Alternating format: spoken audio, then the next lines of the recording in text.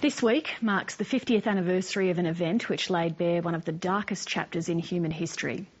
In 1961, Adolf Eichmann, one of the architects of the Nazi Holocaust, was put on trial in Jerusalem. Middle East correspondent Ben Knight reports that it was an event which helped unify Israel by allowing Jewish people to talk openly about the Holocaust. Adolf Eichmann. At the time, Israel had only existed as a nation for 13 years. But to Israelis, this is still one of its proudest moments. I'll never forget the first moment of that trial, where that man whose only object in life had become to destroy these people, when he got up and stood to attention before a sovereign Israeli court, before a sovereign Israeli nation. You plead guilty or not guilty to count number 5. Im Sinne der Anklage nicht schuldig. In the spirit of the indictment, not guilty. It had an enormous impact. I know the feeling at school, in the streets, everybody was listening to the broadcast.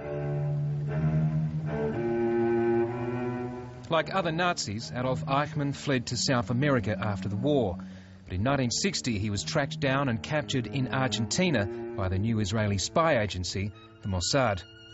Adolf Eichmann never killed anyone with his own hands, but as the head of the Gestapo's Jewish division, he built and oversaw the system that transported hundreds of thousands of Jews to Nazi death camps. And he did it with a sense of purpose. Back then, Gabriel Bach was Israel's deputy state prosecutor, who suddenly found himself researching the case of his life. It's especially the children that have to be killed first. He says, because where is the logic that you kill a generation of older people and you leave alive a generation of possible avengers who can afterwards create that race again? So I must say, when he was sitting opposite me just a yard away, it was not so very easy to keep a poker face at that particular moment. And that's a moment that's very hard to forget. Adolf Eichmann was tried on this stage, at this theatre, in the centre of Jerusalem. And in a way, it was the state of Israel that was itself on trial. Could the Jewish state give a Nazi a fair hearing? Well, it was something that Israel's Prime Minister, David Ben-Gurion, was intensely aware of. He told his cabinet at the time that this had to be, and be seen to be, a fair trial. Some people say that was a sort of show trial, which is rubbish. We really, on the strength of the evidence that we collected, you could see that this man became completely identified with this scheme. And he was involved in every aspect of the Holocaust. I'm prepared to atone personally for the terrible things which occurred, and I know that I may have to face a sentence of death.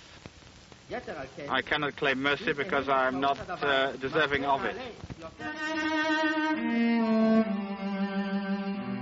But newly released archive material from Germany and Israel suggests that before his capture, Adolf Eichmann felt no regrets at all, telling his friends that more could have been done to exterminate the Jewish people. We had also proof that towards the end of the war he said to his friends, I know the war is lost, but I'm still going to win my war.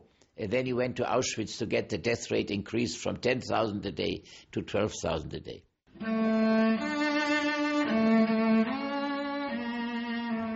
At the time, much of Israel's population was made up of Holocaust survivors. But there were also plenty of Israelis who hadn't been through it and who didn't necessarily want to hear or talk about the Holocaust at all. Some of them even felt ashamed of the survivors for having somehow allowed this to happen to the Jewish people without putting up a fight. The Eichmann trial really was like a shock treatment to Israeli society, and it put the Holocaust in the center of awareness. They only then understood about the Holocaust. Up till then, they couldn't have understood. It was so hard to believe that such a thing could have happened. Nachum Hoch was one of 900 children locked in a gas chamber at Auschwitz, and among a few who were released only at the last minute. The rest remained inside and perished. Nachum Hoch testified at Adolf Eichmann's trial. We had a feeling of victory, not just victory, but of a promise that had been kept, that we weren't completely abandoned. In his defence, Adolf Eichmann, like others, claimed that he'd done no more than follow orders. But the judges found him guilty on 15 of the charges of crimes against humanity and sentenced him to death.